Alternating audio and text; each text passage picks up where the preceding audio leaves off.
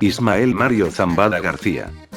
1 de enero de 1948, alias El Mayo, el MZ, el M Grande, El Padrino o El Quinto Mes es un narcotraficante mexicano y uno de los líderes del cártel de Sinaloa. En estos días se ha puesto de moda hablar del conocido narcotraficante El Mayo Zambada, uno de los más buscados en México. El tema sale a relucir por la reciente entrevista que le hace Julio Scherer García, exdirector de la revista Proceso, a este personaje, la cual fue publicada en la ya mencionada revista. Esta entrevista ha causado mucha polémica en las redes sociales y en otros medios, además de haber sido bastante criticada por otros reporteros. De ello también habla Federico Arreola. Aunque al hablar del cártel de Sinaloa se piensa de inmediato en el Chapo Guzmán, es Ismael Zambada García, El Mayo, el estratega del grupo de narcotráfico que un estudio de inteligencia estadounidense califica como el dominante en México. Otro análisis, de autoría mexicana, no solo se refiere a los maestros de El Mayo y a su gran capacidad de infiltración y corrupción en las instituciones que lo buscan, sino también a la presunta sociedad que desde hace años mantiene con uno de los precandidatos del PRI al gobierno del estado de Sinaloa, el alcalde de Culiacán con licencia Jesús Vizcarra Calderón. En los gobiernos del PAN, el cártel de Sinaloa se ha consolidado como la organización más importante del narcotráfico en México. Los reflectores se concentran en Joaquín Guzmán Loera, el Chapo, pero los alcances del grupo delictivo no se explican sin Ismael Zambada García, El Mayo. A El Chapo se le caracteriza como la cabeza de la organización, y a Zambada como su socio. Pero en realidad el cártel de Sinaloa es una red con varios liderazgos en la que destaca El Mayo como estratega del grupo. El más mediático de los líderes del cártel es El Chapo, lo que aleja la atención sobre El Mayo, el ahora occiso Ignacio Nacho Coronel y Juan José Esparragoza Moreno el Azul, quienes por años, junto con Guzmán, han ejercido el control de esa organización. Con ellos operan los hermanos Cázares Salazar, señalados como los encargados de blanquear los recursos y entre los cuales se menciona a Blanca Margarita Cázares Salazar, la emperatriz. Cada uno con su propia estructura, estos personajes han hecho de la organización la más formidable y dominante en México, traficando drogas desde América del Sur hacia América del Norte, y armas a México, según un análisis de la firma privada de inteligencia estadounidense Stratfor, elaborado en diciembre pasado.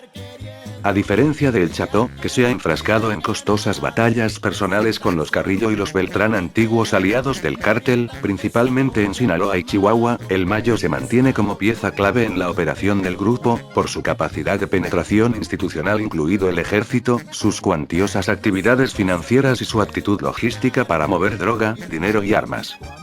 La Procuraduría General de la República (PGR) ha documentado en diversas averiguaciones previas esas actividades atribuidas a El Mayo.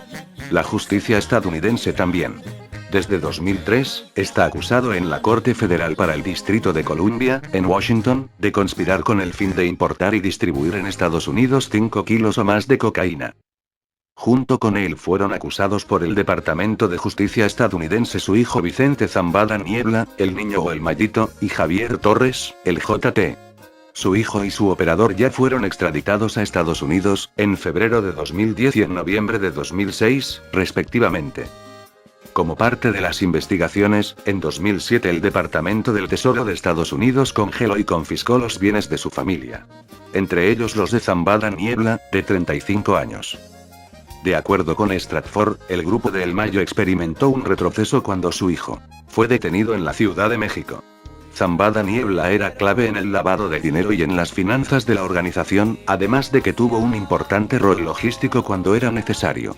Su ausencia, sin embargo, no parece haber afectado significativamente las operaciones del propio Ismael Zambada García. La capacidad de operación de Ismael se mantiene a pesar de otros golpes recibidos, como el decomiso, en septiembre de 2008, de $26 millones en una residencia de Culiacán, donde operaban los hermanos Jesús Alfredo y José Lamberto Verdugo Calderón. José Lamberto, muerto por el ejército en enero de 2009, era el prestanombres de El Mayo en varios ranchos ganaderos, entre ellos los Mezquites y Potrero del Aguaje, así como el Motel Monteverde, al sur de Culiacán, entre otros negocios, según un reporte de los servicios de inteligencia mexicanos. Pocas semanas después del decomiso, El Mayo tuvo otro revés. La detención de su hermano Jesús Zambada García, a quien se conocía como el Rey Zambada. Capturado en la Ciudad de México, en octubre de 2008, el Rey tenía el control del Aeropuerto Internacional de la Ciudad de México. De esa manera, Ismael Zambada aseguraba la importación de cocaína y de precursores químicos para producir metanfetaminas. Maestros y socios. El Mayo Zambada, de 60 años, fue iniciado en el narcotráfico por José Inés Calderón Quintero, quien entre los años 70 y los 80 fue uno de los principales jefes del narcotráfico en Sinaloa y en el país, dice el mencionado reporte de los servicios de inteligencia mexicanos, que aborda las actividades empresariales y políticas del precandidato del PRI al gobierno del estado, Jesús Vizcarra Calderón. En la investigación sobre el alcalde de Culiacán con licencia se asegura también que, desde los 80, el Mayo ha sido socio de Vizcarra Calderón, quien buscaba el gobierno de Sinaloa para el período 2011-2016.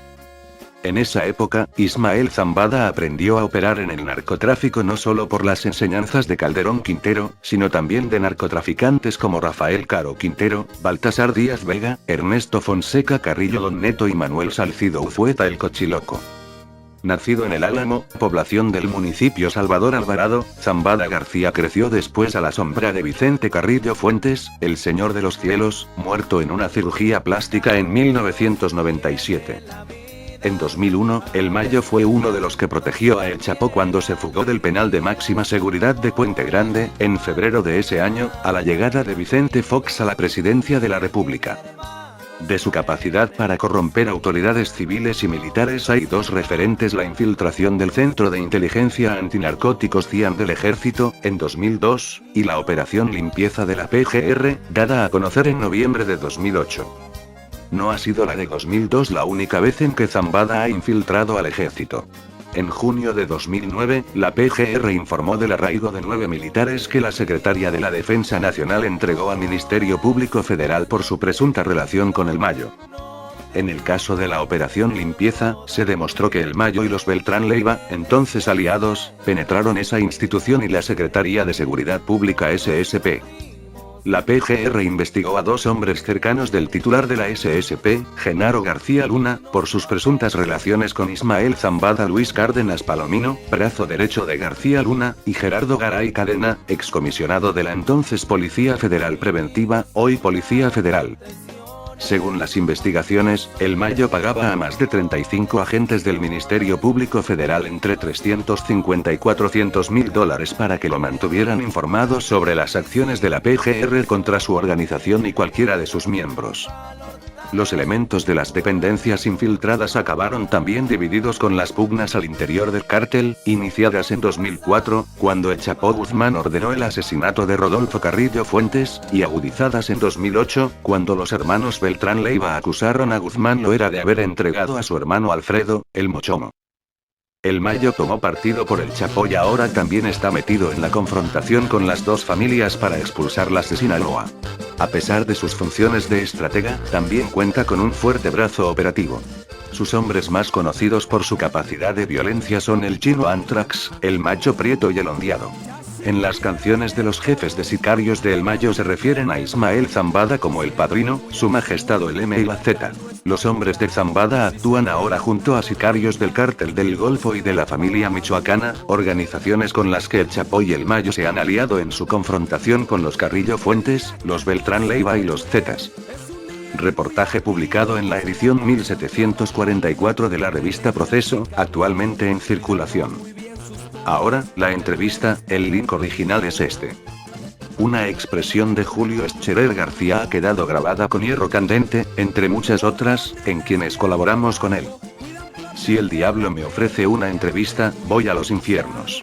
En el mayor de los sigilos, bajo la exigencia de reserva absoluta que él respetó y respeta, el fundador de Proceso fue convocado a encontrarse con Ismael El Mayo Zambada. Tenía interés en conocerlo, le dijo el capo del cártel de Sinaloa, colega y compadre de El Chapo Guzmán.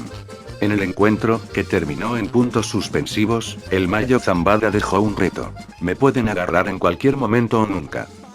Un día de febrero recibí en Proceso un mensaje que ofrecía datos claros acerca de su veracidad.